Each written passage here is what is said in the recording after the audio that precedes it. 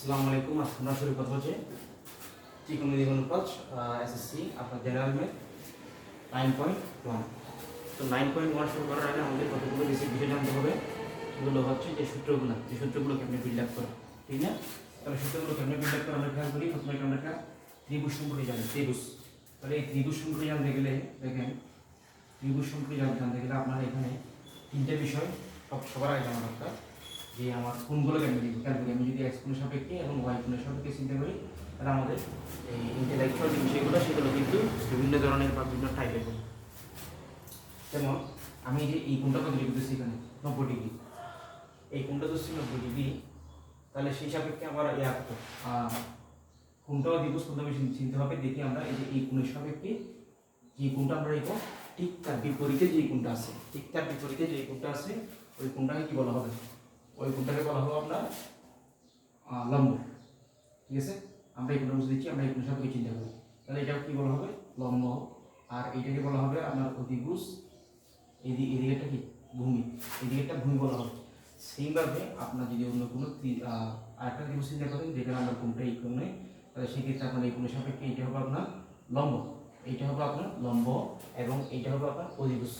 এটা হবে অতিভুজ, এটা হবে হ্যাঁ, এটা হবে ভূমি, এটা হবে ভূমি। তাহলে এইভাবে আমরা এই টানগুলো মনে রাখবো। এরপর এটা মনে রাখতে হবে যে সাইন কস থিটা, যেগুলো আমরা বই সূত্রগুলো আছে, বই সূত্রগুলো আমরা শিখে ফেলবো। যে sine cos tan cot sec cosec, এইভাবে এই সকল সূত্রগুলো আমরা শিখে ফেলবো। আমরা এখন ডাইরেক্ট বইয়ে চলে যাচ্ছি, বইয়ের অঙ্কে।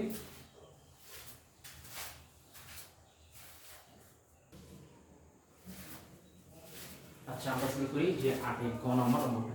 8-এর গ নম্বর কি বলছে খেয়াল করি। tan a divided by 1 minus cot a, tan a divided by 1 minus cot a plus কি বলেছে, cot a divided by 1 minus tan, cot a divided by 1 minus tan a। তো সেক্ষেত্রে আমরা চিন্তা করি, এখানে আছে tan, এখানে আছে cot, আমরা তাহলে cot দিয়ে করতে পারি বা tan দিয়ে করতে পারি। এই হলে না হয় tan এর সূত্র কি জানি? sin a divided by cos a, sin a divided by cos a 1 minus cos a divided by sin a plus করতে পারি cos a divided by sin a, cos a divided by sin a 1 minus sin a divided by cos a। তাহলে সেক্ষেত্রে আমরা নিচে কি যাচ্ছে, আমরা লসাগু যাচ্ছি, নিচটা লসাগুটা নিয়ে ফেলি। যে sin a minus cos a, sin a minus cos a, উপর আপনার কি দাঁড়াবে? এখানে sin a divided by cos a, sin a divided by cos a। তাহলে এখানে কি দাঁড়াচ্ছে? Plus cos a divided by sin a, cos a divided by sin a, এখানে দাঁড়াবে cos a, এখানে দাঁড়াবে cos a minus sin a। আশা করি আমরা একটু বুঝছি। এখন আমরা কি দেখতে পাচ্ছি যে এখানে একটা বড় ভগ্নাংশ ও এর উপর একটা ভগ্নাংশ, ঠিক তার নিচে একটা ভগ্নাংশ, ঠিক তার নিচে যদি উপরে থাকা কি করবো, উপরটা ঠিক থাকবো, নিচেরটা উল্টাই দিব। উপরটা ঠিক রাখি যে sin a divided by cos a divided by নিচেরটা উপরে sin a divided by sin a minus cos a plus এটা কি দাঁড়াবে? cos a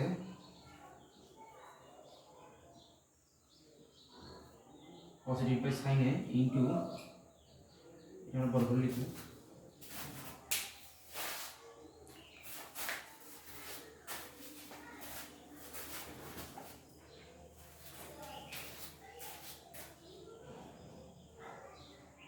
cos a divided by sin a into, এখানে কি দাঁড়াবে? cos a টার উপরে cos a উপরে, এখানে কি দাঁড়াবে? cos a minus sin a, cos a minus sin a।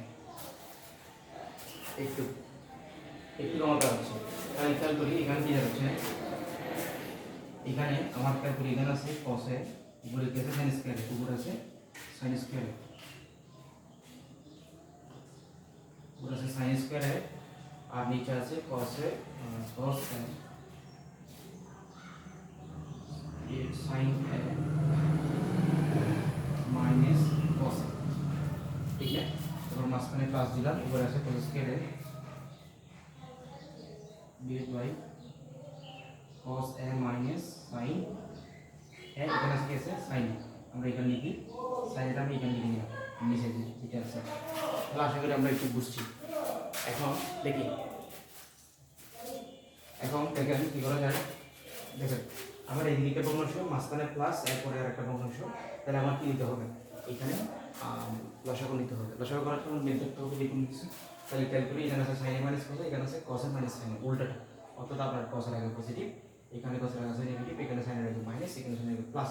আমাদের চেঞ্জ করতে হবে, এখানে মাইনাস কম নিতে হবে। দেখলি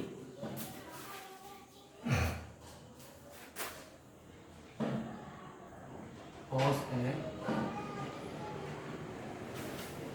a into sin a minus cos a, minus কোন নিলাম, এদিকে হচ্ছে